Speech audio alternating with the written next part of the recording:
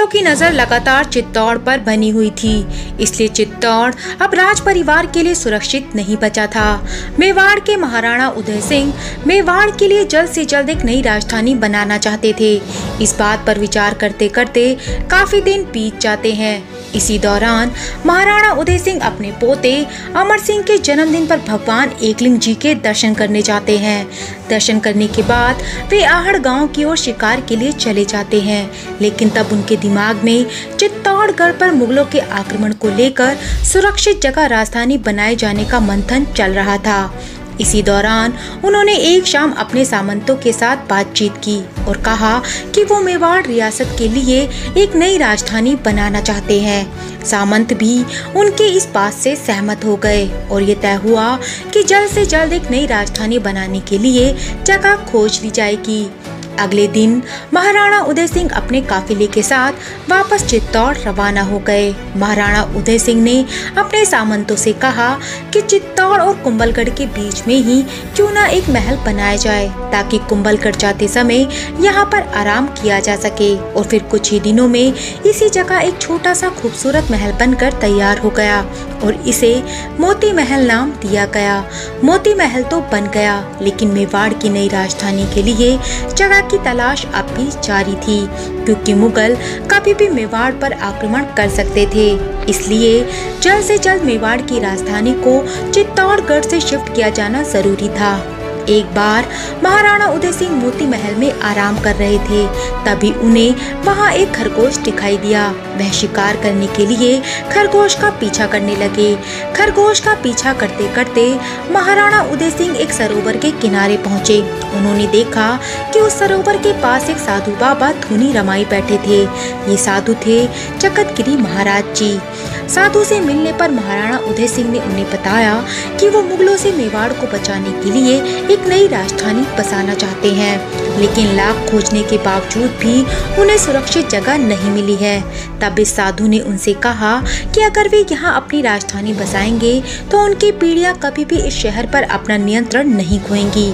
महाराणा उदय सिंह ने उस साधु की सलाह मान ली और इसी जगह पर महल और शहर बसाने का फैसला किया। उन्होंने उस जगह पर महल की नींव रखी जहाँ वे साधु धुनी रमाए बैठे थे। उस महल को पनेड़ा महल के नाम से जाना जाता है।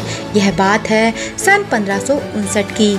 जिस पहाड़ी की चोटी पर इस महल का निर्माण कराया गया, वहां से पूरा शहर दिखाई देता है, जहां अलग अलग काल में महाराणाओं ने राजमहल का निर्माण कराया। और इसी के साथ ही निर्माण शुरू होता है झीलों की नगरी उदयपुर का। उदयपुर अपने रॉयल पैलेस और रंगारंग राजस्थानी कलर के लिए फेमस है। उदयपुर को उसकी खूबसूरती के कारण वेनिस ऑफ द ईस्ट नाम दिया गया है। सिटी पैलेस के चारों तरफ बसे इस शहर को देखने के लिए आज दुनिया के कोने कोने से लोग आते हैं। दोस्तों, अब ये सवाल आता है कि चित्तौड़ और कुंभलगढ़ जैसे विशाल किले होने के बावजूद भी मेवाड़ सुरक्षित क्यों नहीं था। इसका जवाब जानने के लिए आपको इतिहास की कहानी से रूबरू होना होगा। ये कहानी शुरू होती है साल 1540 में। कुंभलगढ़ किले से ये खबर आई कि मेवाड़ की राजगद्दी के असली वारिस उदय सिंह अभी जिंदा है। ये खबर जंगल में आग की तरह चारों तरफ फैल गई। जब चित्तौड़ के लोगों को ये बात पता चली तो उनकी खुशी का कोई ठिकाना नहीं रहा, क्योंकि उदय सिंह की हत्या करके ही बनवीर मेवाड़ की राजगद्दी पर बैठा था। बनवीर यानी कि राणा सांगा के भाई का नाजायज बेटा। राजा बनने के लिए उसने न सिर्फ राणा सांगा के बड़े बेटे विक्रमादित्य की हत्या की, बल्कि उनके छोटे बेटे उदय सिंह का भी कत्ल करने की कोशिश की। लेकिन वो उदय सिंह तक पहुंच पाता उससे पहले ही ये बात उदय सिंह की धाय माँ पन्ना को पता चल गई। पन्ना धाय ने बड़ी ही चतुराई से उदय सिंह को एक बांस की टोकरी में सुला दिया और उसे झूठी पत्तलों से ढक दिया, ताकि किसी को भी इस टोकरी में बच्चा होने का एहसास तक न हो। इसके बाद एक खास सेवक के हाथों इस टोकरी को महल से बाहर भिजवा दिया। इसी बीच बनवीर के आने की सूचना पाकर उदय सिंह के स्थान पर पन्ना धाय ने अपने पुत्र चंदन को उदय सिंह के पलंग पर सुला दिया। जब बनवीर ने आकर उदय सिंह के बारे में पूछा तो पन्ना ने उदय सिंह के पलंग की ओर इशारा कर दिया, जिस पलंग पर कोई और नहीं बल्कि पन्ना धाय का पुत्र चंदन सोया था। बनवीर ने पन्ना का इशारा मिलते ही उसी समय पन्ना के पुत्र को उदय सिंह समझकर मार डाला। पन्ना ने अपनी आंखों के सामने अपने पुत्र की हत्या होती देखी और बनवीर को शक ना हो इस कारण उसने अपनी आंखों में आंसू तक नहीं आने दिए। बनवीर के लौट जाने के बाद पन्ना अपने पुत्र के शरीर को चूमकर उदय सिंह को सुरक्षित स्थान पर ले जाने के लिए निकल पड़ी। इसके बाद पन्ना कुंभलगढ़ पहुंचकर वहां के किलेदार आशा देवपुरा को सारी सच्चाई बता देती है और उदय सिंह को कुंभलगढ़ में छिपाकर रखा जाता है। वहीं बनवीर मेवाड़ का नया राजा बन जाता है। बनवीर राजा भले ही बन गया था, लेकिन मेवाड़ की जनता उससे नफरत करती थी। लोग तो उसे असली राजपूत भी नहीं मानते थे। करीब 6 साल बाद जब मेवाड़ के सामंतों और सरदारों को ये पता चलता है कि उदय सिंह अभी जिंदा है, तो वो तुरंत कुंभलगढ़ पहुंच जाते हैं। कुंभलगढ़ में ही उदय सिंह का राज तिलक किया जाता है और मेवाड़ का राणा बनाया जाता है। इसके बाद सोनगरा चौहान ने अपनी बेटी जयवंता बाई की शादी उदय सिंह से कर दी। जयवंता बाई ने ही महाराणा प्रताप को जन्म दिया था। सोनगरे की पुत्री से विवाह होने पर उदय सिंह के समर्थकों की संख्या बढ़ गई और अवसर पाकर उदय सिंह ने मेवाड़ के सामंतों की मदद से बनवीर पर आक्रमण कर दिया। दोनों के बीच बेहद ही भयानक युद्ध हुआ और इस युद्ध में बनवीर हार गया, जिसके बाद चित्तौड़ का किला राणा उदय सिंह के पास वापस आ गया। सामंतों की मदद से महाराणा उदय सिंह ने मेवाड़ की सत्ता तो वापस हासिल कर ली, लेकिन वे अपने शासन के कुछ सालों में ही यह समझ चुके थे कि चित्तौड़ किले में सुरक्षित रहना अब आसान नहीं है।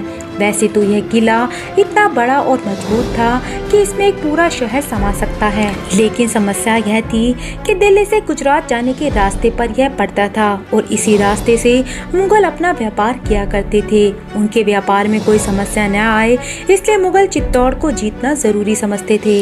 यही कारण था कि मुगलों की सेना बार बार चित्तौड़ पर हमला करती थी। दूसरी समस्या यह थी कि यहाँ पीने के पानी के तो कई तालाब थे, लेकिन राशन खत्म होने पर भूखों मरने की नौबत आ जाती थी और जंग होने पर बाहर से मदद मिलने का भी कोई रास्ता नहीं था। यही वजह थी कि महाराणा सांगा की मृत्यु के बाद जब गुजरात के बहादुर शाह ने चित्तौड़ पर हमला किया तो चित्तौड़ की सेना हार गई और महारानी कर्णावती को जौहर करना पड़ा।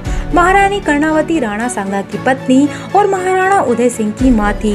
उनसे पहले साल 1333 में जब अलाउद्दीन खिलजी ने चित्तौड़ पर हमला किया था, तब रानी पद्मावती ने भी जौहर किया था। इसीलिए महाराणा उदय सिंह अपनी राजधानी शिफ्ट करना चाहते थे। उदयपुर का बसना कई मायनों में फायदेमंद था। यहाँ पीने के पानी की कोई कमी नहीं थी। मेवाड़ साम्राज्य के सारे जरूरी रास्ते उदयपुर पर ही आकर एक होते थे। इसके चारों तरफ अरावली के घने जंगल थे, इसलिए दुश्मनों के लिए उदयपुर पर हमला करना भी आसान नहीं था। अगर हमला हो भी जाता तो यहाँ दक्षिण दिशा में जो जंगल थे उनमें छिपकर अपनी जान बचाई जा सकती थी। कुल मिलाकर उदयपुर मेवाड़ साम्राज्य की नई राजधानी के लिए एकदम सही जगह साबित होने वाली थी। उदयपुर बसाने के लिए महाराणा उदय सिंह ने सबसे पहले पिछोला झील का निर्माण करवाया और फिर इसके किनारे एक रॉयल पैलेस बनवाना शुरू किया, जिसे आज सिटी पैलेस के नाम से जानते हैं। अकबर के चित्तौड़ पर हमला करने से कुछ सालों पहले ही यह शहर पूरी तरह आबाद हो चुका था। तभी तो 23 अक्टूबर 1567 को अकबर के चित्तौड़ पर हमला करने से पहले ही महाराणा उदय सिंह अपने परिवार को लेकर उदयपुर चले आए थे। जब मुगलों ने चित्तौड़ पर कब्जा कर लिया, तब मेवाड़ के राजा उदय सिंह उदयपुर से ही अपना शासन संभालने लगे। पहले महाराणा प्रताप, फिर राणा अमर सिंह और फिर इस तरह पीढ़ी दर पीढ़ी मेवाड़ के राजा उदयपुर से ही मेवाड़ का राज्य संभालते रहे। वक्त के साथ साथ उदयपुर शहर में 5-5 झीलें बनी और तभी से इसे झीलों का शहर कहा जाने लगा। कहते हैं कि यहाँ की सिटी पैलेस को मेवाड़ के 22 राजाओं ने 400 सालों के पीरियड में बनाकर पूरा किया। इसी में रहकर मेवाड़ के राज परिवार ने अपने साम्राज्य पर शासन किया। मेवाड़ राज परिवार आज भी उदयपुर पर राज करता है। सिटी पैलेस का एक हिस्सा आज भी रॉयल फैमिली के लिए रिजर्व है। तो दोस्तों, ये वीडियो आपको कैसी लगी आप हमें कमेंट करके ज़रूर बताइएगा और अगर आपको वीडियो पसंद आई हो तो प्लीज़ इस वीडियो को लाइक और चैनल को सब्सक्राइब ज़रूर करें।